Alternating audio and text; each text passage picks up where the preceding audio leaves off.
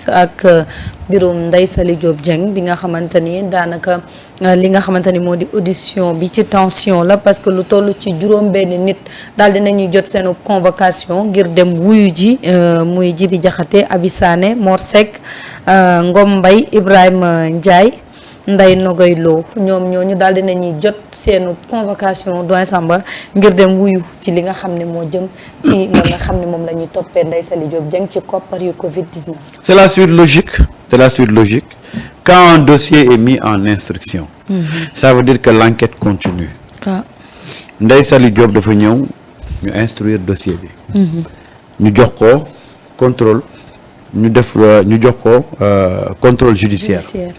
Ça veut dire que même si elle rentre chez elle pareegul ci dossier am pareegu ci.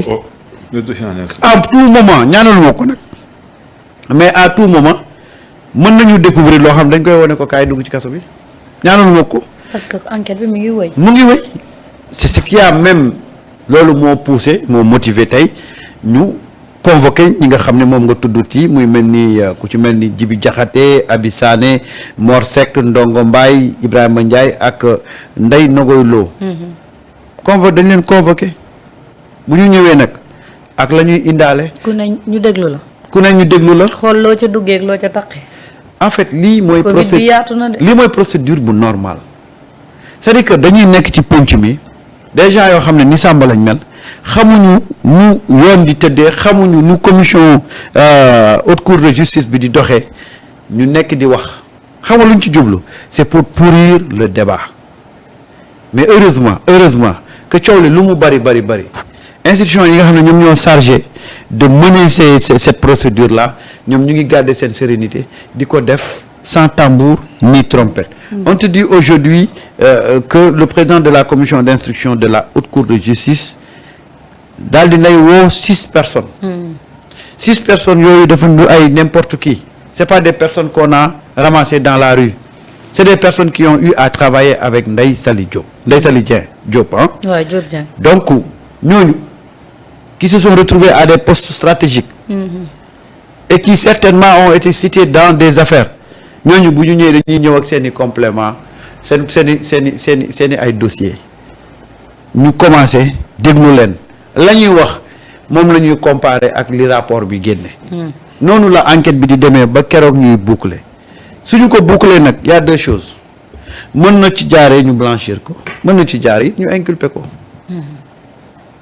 définitivement ñoo ne kii kat coupable la mais à l'état gis nga fii muy doxee nii te moo tax nag doo dégg benn opposition yi li ñuy wax yëpp mosoo leen dégg ñu attaquer procédure bi ne la y a un problème de vice y a un problème non. seen wax ji yëpp dañ koy ramener au débat politique cabale politique là on cherche à détruire des adversaires politiques te loolu c'est un argument fallacieux qui ne tient pas parce que aujourd'hui ban urgence moo am ba ñu war a mën a éliminer ay adversaires politiques est-ce qu'on s'achemine à ci ay élections ñii ñu jàpp ni ban poids politique la ñu am. gisuma ko de. yow foo xamal Ndeye Saly Diop mi base. xawma ko base de ministre la xamee woon. waaw. Madior foo ko xamal base. xaw ma base am na base moom. ba loolu moom laa lay laaj Rufisque de la dëkk. comment Madior. Ismaïla Madior. Madior Fall. non xaw ma ko base am de. mooy base tailleur yi. waaw tailleur yi. donc man su ma déggee gars yi taxaw ci penc mi naan woy c'est une cabale politique fii kan moo fi nekk que boo leen. c'est-à-dire ñëpp de boo leen dajalee matuñu sax 2%. waaye dégg lu ma la wax du demoon nañ fi élection. matuñu 2%. ñooñu ñëpp def seen coalition lu ñu am. 2%. waaye yow moo tax gis nga seen discours bi moo tax safewul ci penc mi parce que à chaque fois au Sénégal c'est la tradition à chaque fois que ñu jàpp un leader politique lu ñuy wax mooy c'est une cabale politique on cherche à détruire un adversaire politique yooyu la ñu fi doon wax mais ñii ñu jàpp tey ban poids politique lañ am fan lañ toj ban menace la ñu def ci pouvoir bi ban menace ci élection lañ jógee élection législative le pouvoir se retrouve le régime se retrouve avec 130 députés la majorité à l'Assemblée nationale waxaguñ waxu élection municipale parce que moo ci des waaye fi mu nekk nii lan mooy seen lan lañ en quoi ces gens-là peuvent menacer politiquement le régime en place c'est juste une question de reddition des comptes ñu teg haute cour de justice dans les normes toute la procédure a été respectée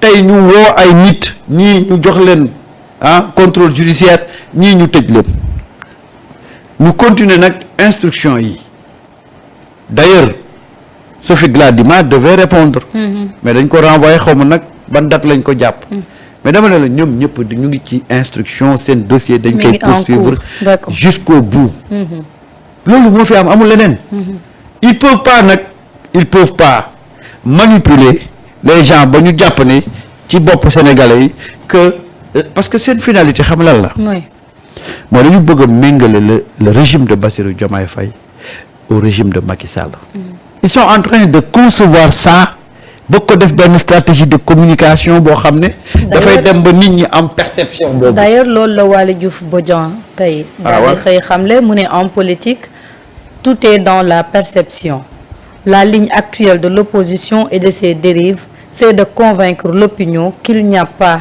de différence entre Pastef et l'APR ils ont une usine de retraitement de tout temps dictature et arrogance mu ne déggoo lu ma la wax ci loolu la ñuy jéem a gis nga na ni daal ñoom loolu la ñu bëgg won askan wi ni leen différence amul entre le Pastef ak APR mais xanaa xamoon ne dañoo bëgg ñu multiplier arrestation yi ouais pour pouvoir ce que Moustapha Diakhaté a fait ça entre dans cette logique là c'est-à-dire que dañu bëgg multiplier les arrestations Madiambal depuis barki démb mu ngi wax lu ko neex ci penc mi waaw pour bëgg ñu xam naa ñu woo ko parce que dañu bëgg que les Sénégalais dem ba dans leur conscience dans leur perception ñu jàpp ne Macky Sall la mu doon def di jàpp di tëj ñii loolu lañ nekkee léegi nag piège la ci régime bi parce que bu fekkee ne loolu la ñuy éviter ba bañ ñi fi nekk di bajjantu ñu leen di bàyyi ñuy bajjantu ça va pas prospérer dinañu yàq seen taxawaay man nee naa la s'il faut mettre plus de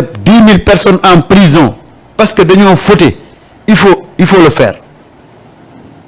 le faire Sénégal c'est une république am lu ñu tënk képp ku ko teggi dañ lay daan boo fi nekkee naan nag je veux pas faire comme Macky Sall di nga bàyyi anarchie ak bordel ci dëkk bi gis nga Macky Sall mënuñu fexe bañ ngeen def du ngeen mos a def comme Macky Sall da doon arrêter les gens ba pare di wut lu mu te du ko teg ci benn yoon après di la wutal dossier Macky a blessé Macky a tué donc régime bi Macky Sall bu ngeen di éviter naan non on va pas faire comme Macky Sall man dama leen di waxal ne vous ne ferez jamais comme Macky Sall mais nag le Sénégal reste un état de droit reste une république nañu tëj fukk nañu tëj 10 000 nañu tëj 20 000 pourvu que Sénégal nekk ci stabilité Sénégal nekk ci jàmm ñu sàmm yoon ñu sàmm constitution parce que boo gisee ñoom yi ñëpp tey ñu ngi saraxe seen bopp ñu ngi saraxe seen bopp dof bu jigéen bi démb déggoo waxi rëyam déggal wala dañoo bëgg ñu tëj leen xam nga lan la ñuy wax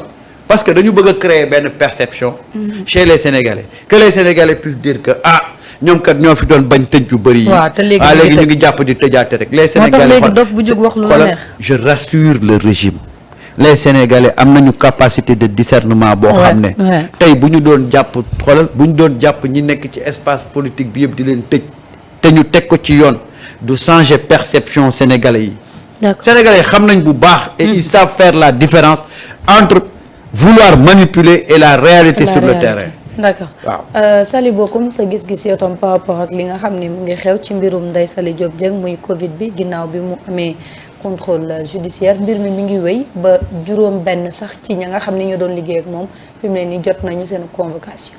waaw Maïda c'est la suite logique du dossier rek. dossier bi lorsqu'il est instruit toutes les personnes yi nga xam ne parce que loolu mooy instruction.